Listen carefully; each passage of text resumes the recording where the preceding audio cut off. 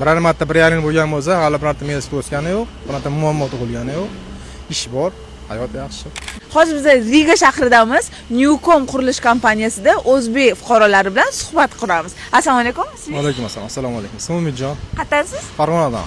Assalomu alaykum. Sizniki? Javohir Farg'onadanman. Farg'onadan. Latviya qancha bo'ldi kelganingizga? 1,5 yil bo'ldi kelganiga. Aha. Ishlash jarayoni yaxshi. Sharoitlar yaxshimi, yo'qmi? Sharoitlar yaxshi, zo'r. Shu tilda bilish kerak aslida. Tilda bilmasa kelish foydasi yo'q. Shu qo'shimchalarsiz rostini aytsangiz, oylik qancha qo'lingizga tegadi?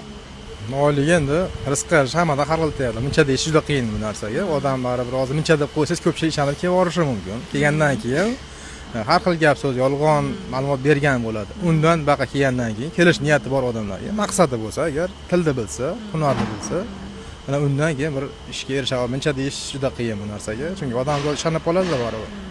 O'shaning uchun odam o'ziga bog'liq ham yo'q, rizqqa qarab. Ko'p aytadi, yetib olsam Yevropa bo'ldi, ish topib olaman deydi. O'shaqa to'g'rimi yo dokumentalniy sizlarda qanaqa ishlaysizlar? Ya qiyin, u yetib olib ish topishcha qiyin. U Rossiya emas-da. Atagi Rossiyadan yaxshi. Dokument bor inson xotirjam bo'lib yashay oladimi bo'lsa? 100% xotirjam bo'lib yashay oladi. Dokument bo'lgandan keyin u biror marta bir yarim bo'lgan bo'lsa, hali birorta mevasi o'sgani yo'q, birorta muammo tug'ilgani yo'q. Ish bor, hayot yaxshi.